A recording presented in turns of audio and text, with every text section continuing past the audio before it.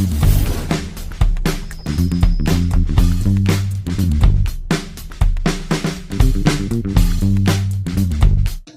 देखो अभ्यास 1.1 में ए में पहला क्वेश्चन 20 और 40 के बीच समस्त मतलब जितने सम धन पूर्णांक होंगे। सम मतलब यानी कि जो 2 से विभाजित हो जाए, ठीक। तो 2 से विभाजित होने वाले यानी कि 20 और 40 के बीच में, तो 20 के बाद 22 हो जाएगा सम धन पूर्णांक मतलब 2 से कटने वाला, फिर 24, फिर 26, फिर 28 और 30, 32 भी हो जाएगा, 34 भी हो जाएगा और 36, फिर 38 और उसके बाद 40 होगा। तो 40 के पहले हमको और 20 के बाद का सम सम धन पूर्णांक लिखना है। सम यानी कि विषम नहीं, सम। तो ये सम धन पूर्णांक है, यही हम लोग का आंसर हो जाएगा।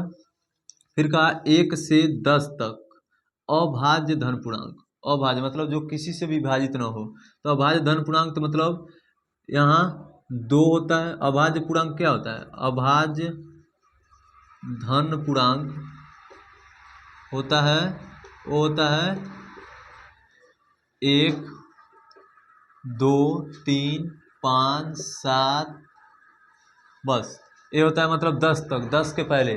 तो यहाँ से 1 दे ही दिया हमको, तो 1 के बाद तो यही 2, 3, 5 और 7 यही हम लोग का अभाज्य धन पूर्णांक हो जाएंगे, यही हम लोग का आंसर हो जाएगा, ठीक।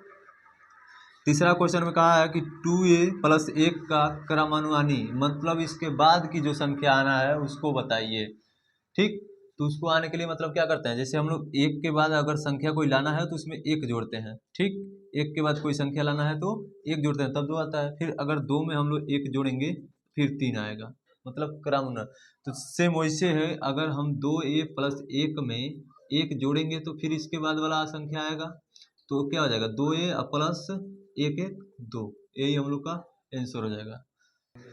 चलो चलो देखो चौथा क्वेश्चन। चौथा में 2/3 का योगात्मक प्रतिलोम करना है। योगात्मक मतलब जोड़ के साथ प्रतिलोम मतलब उल्टा करना है। तो अब देखो ये जोड़ में है यानी कि प्लस में है, तो उल्टा करेंगे तो माइनस में हो जाएगा। क्या होगा?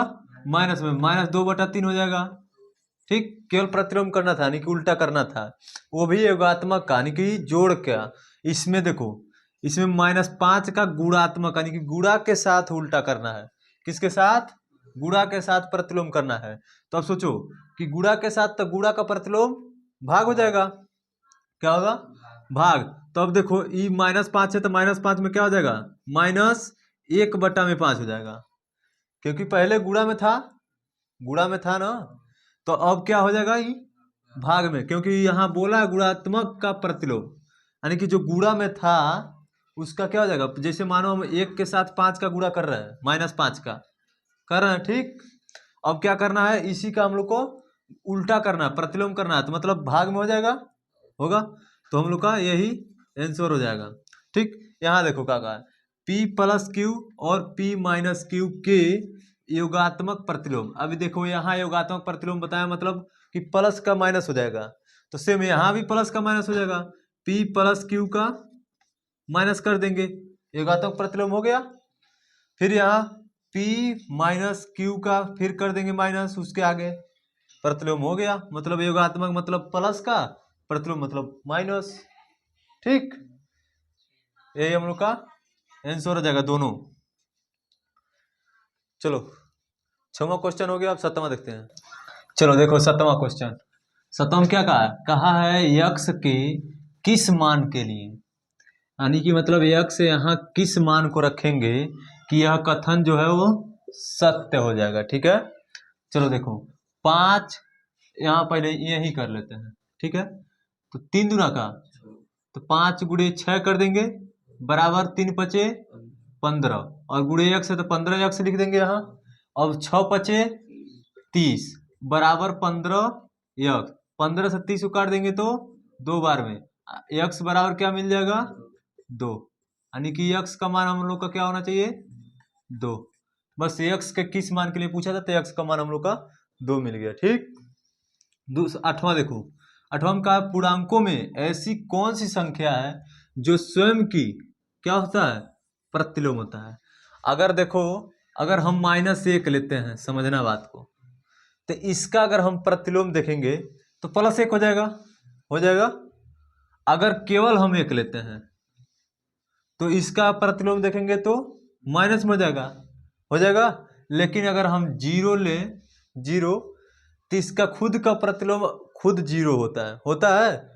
तो खुद बोला है कि पूर्णांकों में ऐसी कौन सी संख्या लें, ऐसी कौन सी संख्या लें कि जो स्वयं की प्रतिलोम हो। तो जो 0 होता है वो खुद का प्रतिलोम होता है, यानी कि इसका उल्टा करो चाहे सीधा करो 0 का 0 ही रहेगा। बात समझ आया? तो यही हम लोग का आंसर हो जाएगा।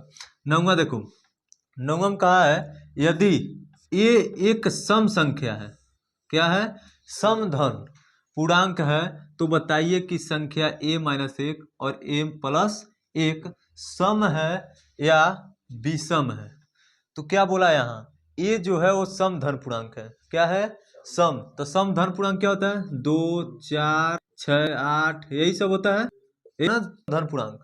तो अब मान लो a बराबर हम मान लेते हैं, माना कि a बर लेते हैं 2 ही मान लेते हैं, 2 माने या 4 सब उतना ही आंसर आएगा, 2 मान लेते हैं। ठीक, अब इसी में रख लेते हैं। तो यहाँ देखो 2 माइनस का 1 यही होगा ना। फिर कोष्टक बंद कर देंगे और कोष्टक दूसरा लगाएंगे। a का मान लिए हैं 2, तो फिर 2 रखेंगे, 2 और फिर प्लस है तो प्लस और 1 है तो 1। अब समझना, 2 में से 1 घटाएंगे तो 1 बचेगा ना 1।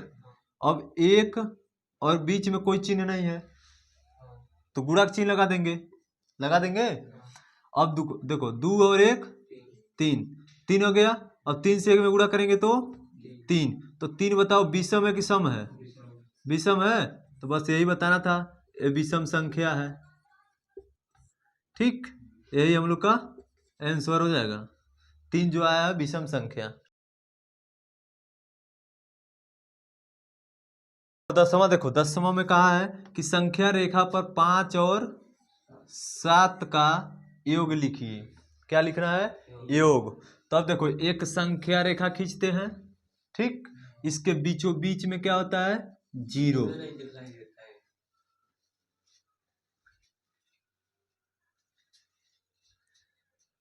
संख्या रेखा खींचे हैं, ठीक, और इसके बीचों बीच में क्या होता है?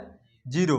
और जब बाएं साइड में जाएंगे, ठीक, तो -1 माइनस में जाएंगे, -2 -3 -4। और समझना जितना दूरी पर रखते हैं सब समान दूरी रहना चाहिए।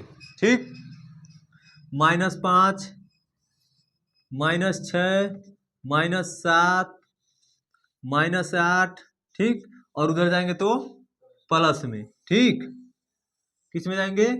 प्लस में। तो यहाँ हो जाएगा 1 2 3 4 5 6 7 8 9 10 11 और 12। ठीक, बोला क्या हमको? 5 और 7। तो 0 से उठाएंगे, 0 से उठाएंगे और किस पे ले जाएंगे? 5 पे। किस पे ले जाएंगे? 5 पे, क्योंकि पहले 5 बोला है। ठीक, फिर 5 से उठाएंगे और 7 जोड़ देंगे। क्या जोड़ देंगे? 7 जोड़ देंगे और 12 पर ले जाके फिर इसको रख देंगे। बात समझ आया? तभी तो 5 और 7 जुटेगा। इसमें 5 जुटा है और इसमें 7 जुटा है। बोला योग, तो दोनों को जोड़ दिए हैं। इस तरह क्या हो गया? 10वां हो गया। अब 11वां देखते हैं।